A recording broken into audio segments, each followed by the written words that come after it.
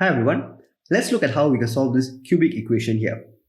We can say that an equation is cubic when the highest power of x is actually 3, as we can see from this expression here. 2x cubed plus 3x squared minus 11x minus 6 equals to 0. Now there are several methods to go about doing this. The one I'm going to show you in this video is where we try to find a factor at the first stage.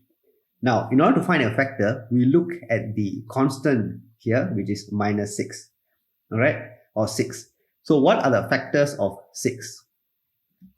Okay, factors of 6, we can say, you can break them down into 1 times 6 and 2 times 3. Okay, so what we can do is, we can try to use these to see if any of these are a factor. And we must also remember that we must try both the positive, okay, and negative signs for these numbers here. So let's go ahead and do that first. So if I try f1, okay, so I'm just going to show you for f1. That means I substitute x equals to 1 into this expression. So I'll have 2, 1 cubed plus 3, 1 square minus 11, 1 minus 6. Okay, and that will give me 2 plus 3 minus 11 minus 6. Okay, and the important thing here is we want to see if this expression equates to 0. Okay, so from this we can see that this is not equals to 0. Similarly, we can try, for example, f negative 1. All right, so if you substitute negative 1 into this expression, you'll get negative 2 plus 3 plus 11 minus 6, and that is also not 0. So how about 2, f2? You'll get 16 plus 12 minus 22 minus 6, and that is equals to 0. Great. So now what is the next step? Okay, so now we know that when we substitute x equals to 2, the expression gives us an answer that is 0. So that implies that 2 is a root. Okay, and that means you can say that x minus 2 is a factor. All right, so when you say when we say 2 is a root, we are saying that the expression is x is equals to 2. So when you bring the 2 over to the left hand side, you get x minus 2. All right, so we can say that x minus 2 is a factor of this expression here.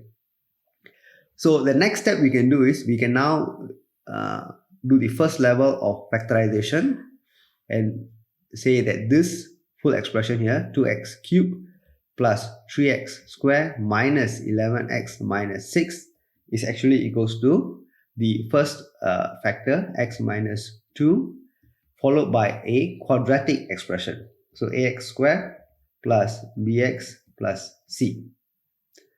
All right, now what we need to do is to find a, b, and c. And we can do this, again, there are different methods. The one I'm going to show you in this video is the comparing coefficients method. So the first step would be to perform the expansion on the right hand side. Okay, so let's go ahead and do that. So here I have ax cubed, okay, plus bx squared plus cx. Okay, over here I have minus 2ax squared minus 2bx and minus 2c. Okay, and then I can group coefficients together. So x cubed, there's only one term, plus b minus 2a for x squared plus c minus 2b for x minus 2c.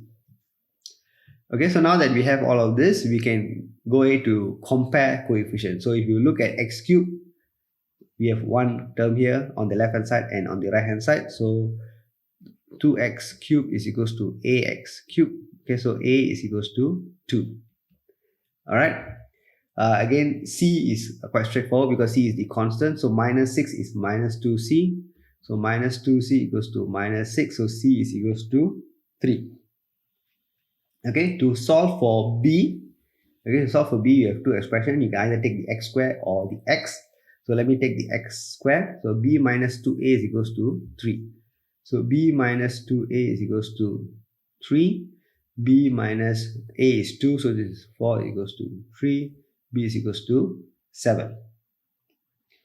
Okay, so now we have solved the quadratic expression. So I can now do one more level of factorization to say that this expression 2x cubed plus 3x squared minus 11x minus 6 is equals to x minus 2, and the quadratic expression, which is 2x squared plus 7x plus 3. Okay, ax squared plus bx plus c.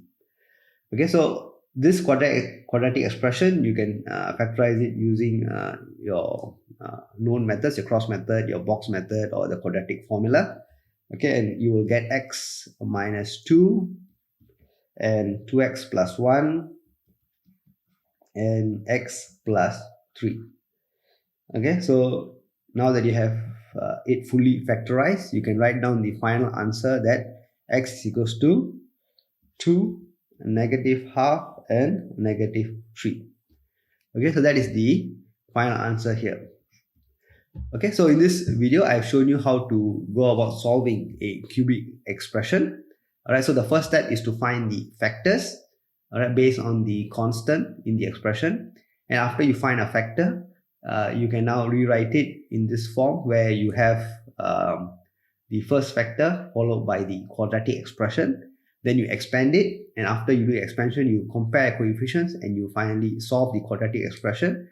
And after you solve the quadratic expression, you just do one more level of factorization and you get all your factors out. Alright, hope that this video has helped you to understand this better. Thank you for watching, and I'll see you in my next video. Thank you. Bye.